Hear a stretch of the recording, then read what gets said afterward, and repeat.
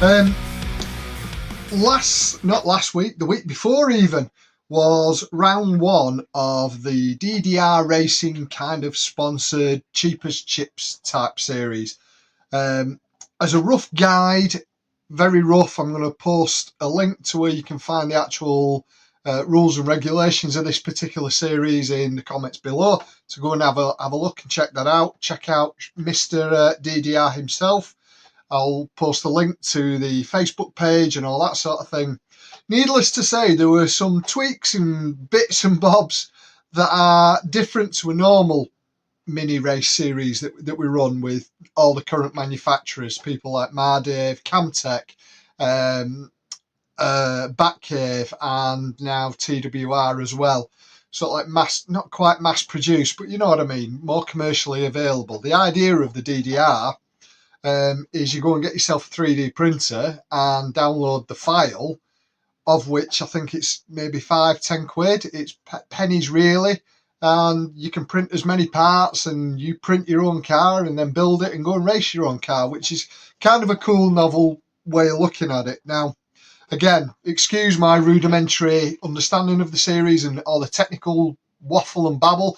Not really my script. I just like building, going racing. So, in general, the DDR cars are the same width as your standard minis, Camtech, Mardave, TWR, Batcave, etc., and the actual wheelbase. So the length of the wheels being apart is the same, the length of the wheels being wide is the same. Kind of in between the bits, all kind of a bit different. Not different, very much the same with a few little tweaks. The main tweak between what I'll now call sort of like the 2024 generation cars, which sort of heralded the change mid 2023 when Mardave introduced the new side spring updates. Everybody's very much followed suit. I certainly agree that it's kind of a more stable platform, but with the increased complexity comes an increase in cost. Everybody's manufacturing cost goes up a little bit. The price of the cars and the kit seems to go up a bit. The only person that hasn't jumped on the bandwagon, and potentially to their credit, is Camtech. And I still argue that a standard Camtech set up well with, you know, any of your club's A drivers will still be an A driver. I might get a little bit closer to them, but in all honesty, the top drivers are still going to be the top drivers. But you know what we're like in this RC world? Anything shiny and new, we do like the look of which the new TWR car, very nice. I like the look of that. Anyway, the key difference is with the DDR series, the cheapest chip series, the key bit is you can't have a side spring car. You've got to run a 2S LiPo. I think you've got to run a 35 turn. Oh, don't know. Off the cuff, I can't quite remember. Your ESC, there's a very cheap ESC that's about 15-16 quid, I think. Again, I'll leave a link for the technical babble underneath. And other than that, I think you've kind of got a bit of free will. But the main thing, certainly from my point of view, was the fact that the springs, you can't run rear springs. So I dug out an old Mardave pod that was just 2 springs at the back. That obviously alters your ride height, and also, depending which springs you put in, what your suspension is going to be like. Technically, I'm not legal for the series, so I can't score championship points because I wasn't going to go out and buy a new servo specifically for this series. So I ran my Mardave HR3, of which they kind of allowed me to sort of duck into the series. And I'm sure if you send Sean a message and say, look, my car's compliant other than that, I've got to admit, I don't think it'll be an issue. I think the idea is just to prove that you don't have to have a 55 quid ESC. There are kind of cheaper alternatives out there, for the want of a better description. Anyway, embracing the fact that it was supposed to be cheap, I dug out all my second-hand tyres, of which there's hold on.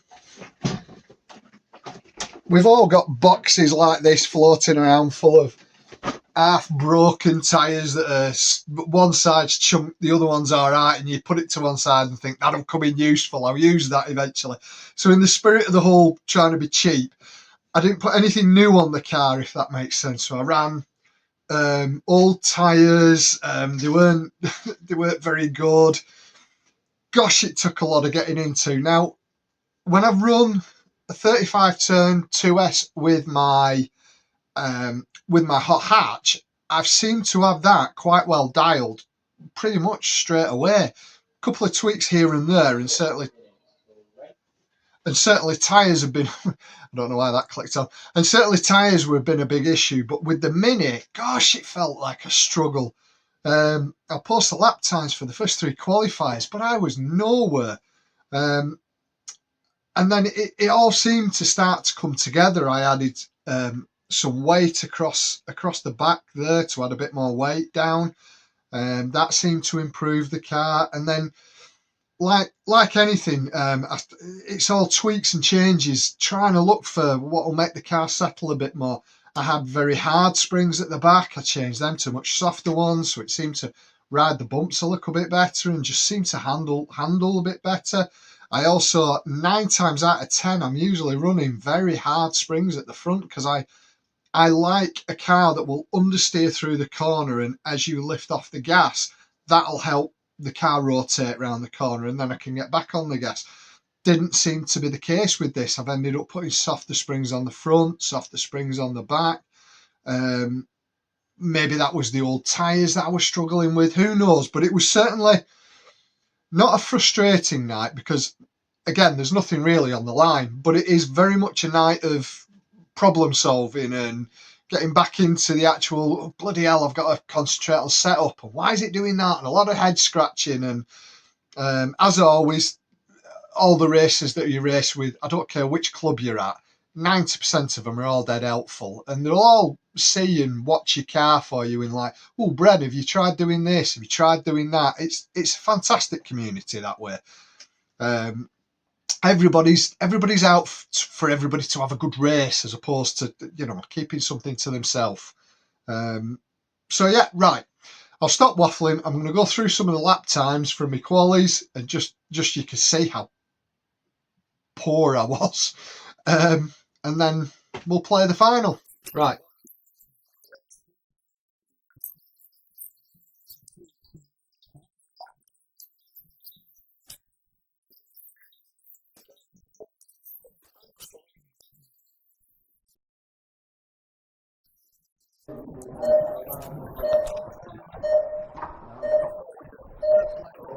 Oh, whoa. DDR right now with early start, but Brendan's on second row, then he's up to second. Paul out with a nice early healthy lead at the moment. Oh, Tom there looking through, that's like them through to the lead.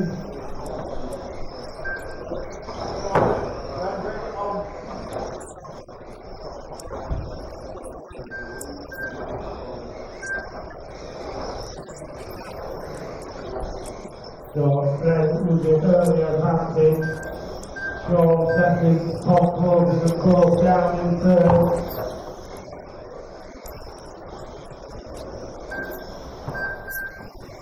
Oh, Sean just gets out of the way, lets Tom straight through, looking to fight it. So Tom holding in on Brent now. Will Brent fight it? Hell yeah. But that usually just means you go past.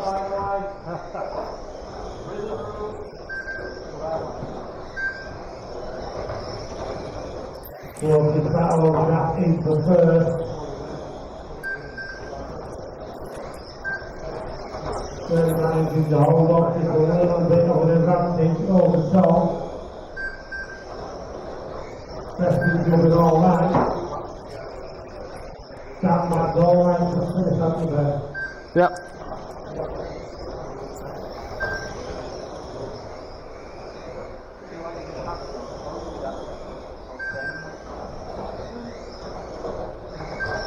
Oh, that's a lot closer now. Tom really on the back door there, and Fred.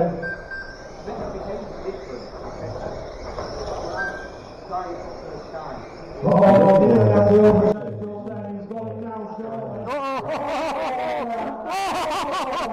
Keep going, keep going, keep going, keep going.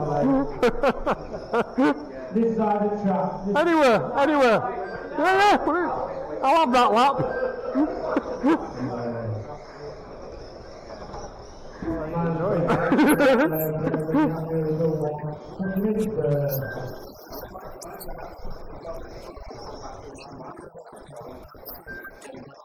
Well, when you get round to lap me, I'll fight you off again.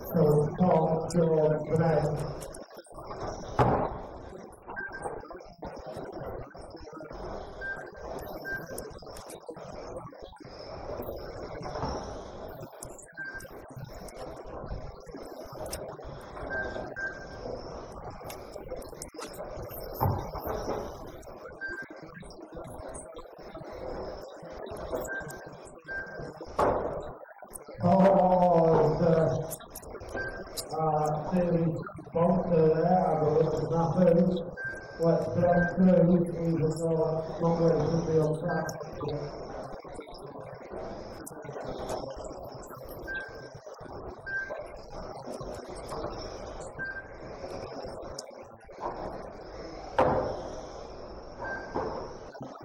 Stop making this look very easy.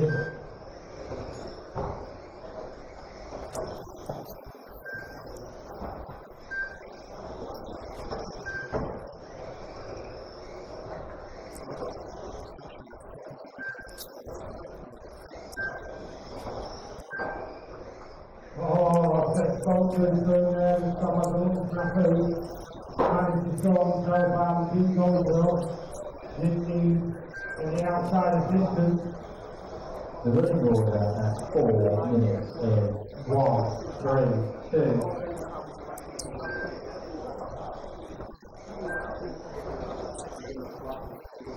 Yeah, you've actually closed it in a little bit on Tom here. Yeah, but I'm a lap down, aren't I?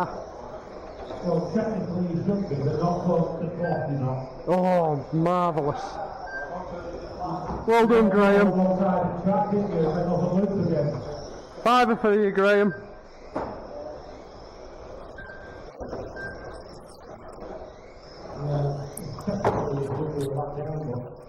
Well, you know, the computer doesn't lie. No, but I think we might have to go to the referee's decision here. No, the ref doesn't lie.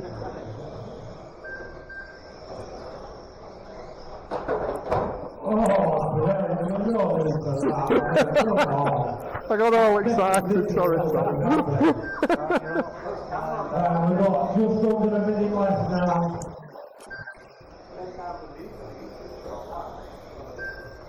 That'll be slowed down. Taking a look now and drive off. Say it all.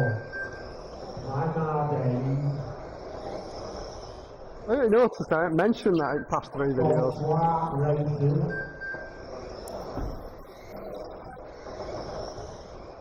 Oh, really? Really? What are we doing, man? Too exciting. We're into the last 20 seconds now.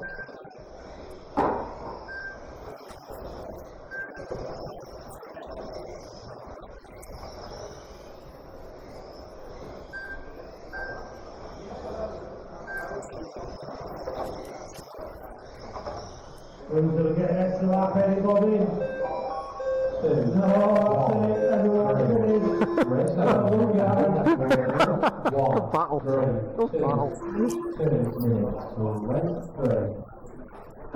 So as you can see, the final was actually quite good, and I was quite impressed with how it went and how I got on with the final.